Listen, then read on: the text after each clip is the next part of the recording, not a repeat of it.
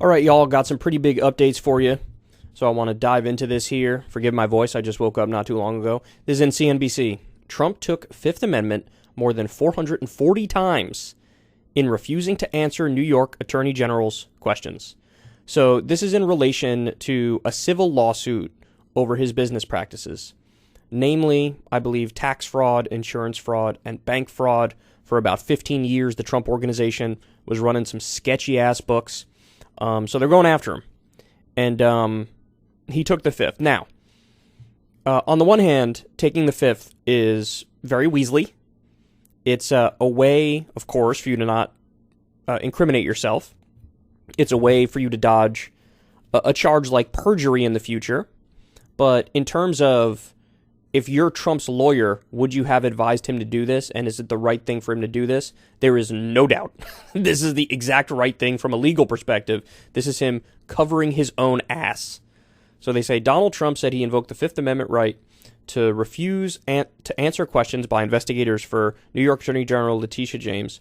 The scheduled deposition came days after the FBI raided Mar-a-Lago, Trump's Florida home, as part of a criminal probe into White House documents taken there by the former president. Now, let me pause here to say these are 100% different cases. This is not linked to the same case. So I don't want people to get, have a misunderstanding that, like, all of this stuff is connected. It is not.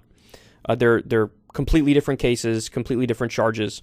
James is investigating business practices of the Trump Organization. Trump's adult children, Donald Trump Jr., Eric Trump, and Ivanka Trump, previously appeared for depositions in James' probe. Now, what makes this particularly funny, the fact that he took the Fifth Amendment for literally every single question, is what Donald Trump has said in the past about people who take the Fifth Amendment.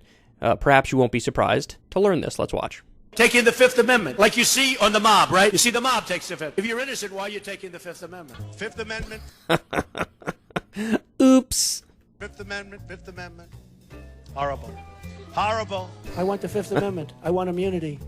The reason they get immunity is because they did something wrong. They didn't do anything wrong. They don't think in terms of immunity. Taking the Fifth Amendment, think of this, over and over.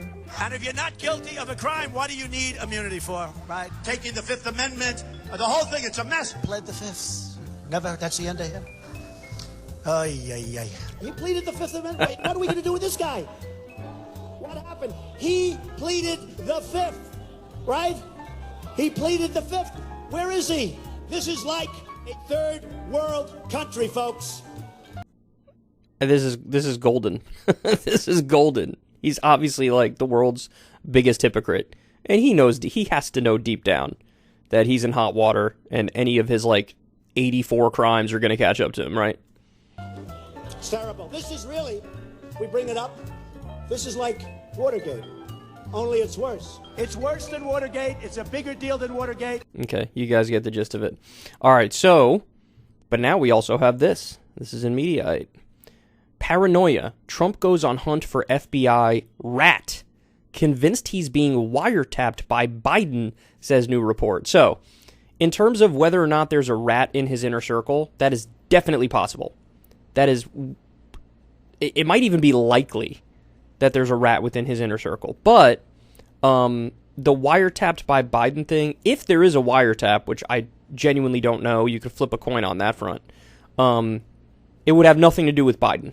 It would be the FBI, and it would be signed off by a judge. And, the reporting to this point, Biden genuinely had no idea that they were even going to do the Trump raid. And I believe that. I absolutely believe that, because the track record of the Democrats on issues like this are one of weakness and cuckery. I mean, remember, it was Joe Biden and Barack Obama who refused to go after George W. Bush, saying, we look forwards, not backwards. And that's for, even more significant crimes like torture and illegal wars and destruction of habeas corpus and due process, etc. A new report says that a paranoid former President Donald Trump is hunting for the rat in his midst and is convinced he's being wiretapped by Biden after the FBI search of his Mar-a-Lago resort home. By the way, let me also say, Trump does have a reason to be sort of paranoid, because throughout his 4 years in office, the number of people he shivved in the side or stabbed in the back or threw under a bus, it's endless. The people who formerly used to be closest to him Like, what's that guy's name? Michael Cohen, I believe his name is? Or Stephen Cohen? No, I think it's Michael Cohen. He's now, like, one of the biggest cheerleaders for Trump to go down. Like, so many of these people who were close to Trump, he threw him under a bus to protect his own ass, and that catches up with you eventually. Monday's raid on Trump's Florida residence has shaken up the political landscape and dominated a news media hungry for details amid a public campaign to baselessly smear the FBI over the search. Trump has reportedly embarked on a private campaign to learn who is talking to authorities. Rolling Stone's Aswin Subsang reports that a paranoid Trump has been searching for a rat in his midst for months. This summer, Trump has asked close associates if they think his communications are being monitored by the feds or, per his phrasing, by Biden. As a source close to Trump describes it to Rolling Stone, he has asked me and others, do you think our phones are tapped, given the sheer volume of investigations going on into the former president? I do not think he's assuming anything is outside the realm of possibility. Monday's raid has only amped up the intensity of the paranoia, and that the upper crust of MAGA land has already begun wildly speculating about who the snitch could be. One Trump advisor tells Rolling Stone that since Tuesday, MAGA loyalists have been asking to pass their suspicions to Trump, telling him not to trust certain individuals and to investigate them for possible contacts with federal authorities. Quote, I'm getting a lot of messages saying things like, this guy must be the informant, and others calling for the former president to start doing phone checks of his staff, says the advisor. To be honest, a lot of it feels like people trying to screw over the ones they don't like in Trump world. But is it paranoia if there really is an informant?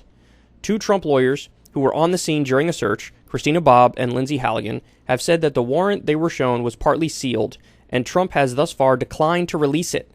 But according to bombshell leaks from government officials to Newsweek's William Arkin, the search was the result of a confidential human source. Those leaks by two very well-placed government sources may have been designed, at least partially, to produce exactly the sort of internal strife that Rolling Stone is reporting. So, chaos, y'all. Chaos. I mean, I know for a long time, corporate media would go with this line like, the walls are closing in on Trump. And we always sort of rolled our eyes at it because they said it time and time and time again for any of like 7 different scandals, and it never really landed, it never really worked. But the takeaway from this story is Donald Trump certainly feels at this point in time like the walls are closing in on him.